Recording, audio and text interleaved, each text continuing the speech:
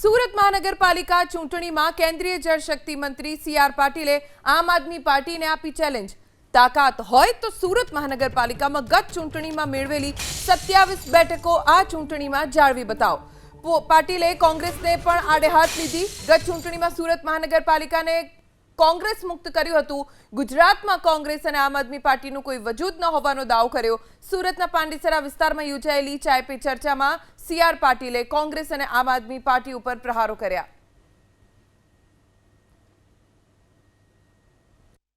અને આમ આદમી પાર્ટીને તો ફક્ત 27 સીટ અને એ પણ માત્ર એક શહેરમાં સુરત શહેરમાં જ મળી હતી। હું આમ આદમી પાર્ટીના જે નેતાઓ છે મારી એમને ચેલેન્જ છે કે જો એમનામાં તાકાત હોય તો ફરીથી સુરત શહેરમાં આ 27 સીટ જાળવીને બતાવે તો પણ એમ કહી શકાય કે એમણે 5 વર્ષ કરેલા કામોને કારણે એ 27 સીટ ફરીથી જીતી શક્યા છે। એવી કોઈ શક્યતા નથી કેમ કે જેમણે એમને મત આપ્યા હતા આજે ભરપેટ પસ્તાય છે।